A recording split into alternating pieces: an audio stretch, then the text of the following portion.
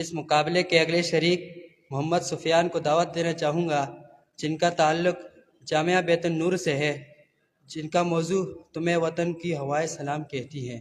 تشریف لاتے ہیں محمد سفیان۔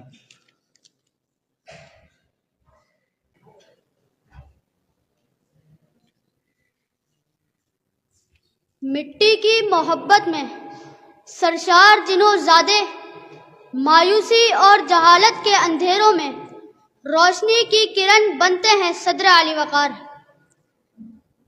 ساز و سامان پر بھروسے کے اس دور میں کچھ آشفتہ سر نہتے ہی میدان کارزار میں کود پڑتے ہیں اور اپنی جان و مال کا نذرانہ پیش کرتے ہوئے وطن پر آئی بلاؤں کو ٹالتے ہیں۔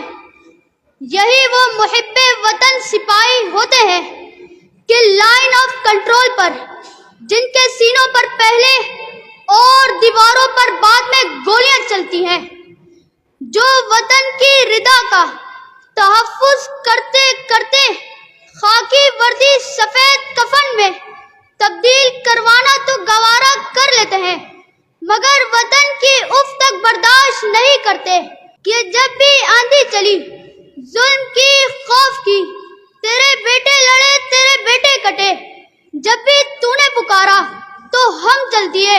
شاخ امکا پر کامیابیوں کے پھول جہد مسلسل اور عزم و یقین سے کھلتے ہیں صدر علی وقار۔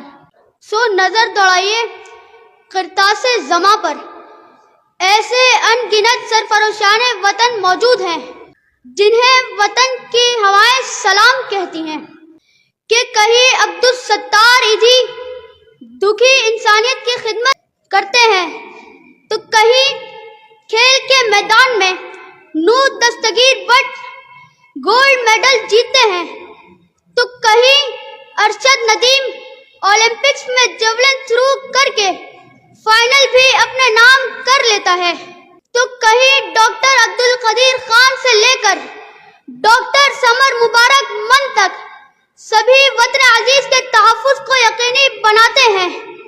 یہ وہ تمام سپوت ہیں جنہیں وطن کی ہوائیں سلام کہتے ہیں۔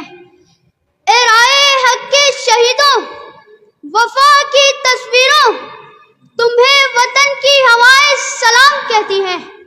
لگانے آگ جو آئے تھے آشیانوں کو، وہ شعلے اپنے لہو سے بجھا دیے تم نے، وہ شعلے اپنے لہو سے بجھا دیے تم نے۔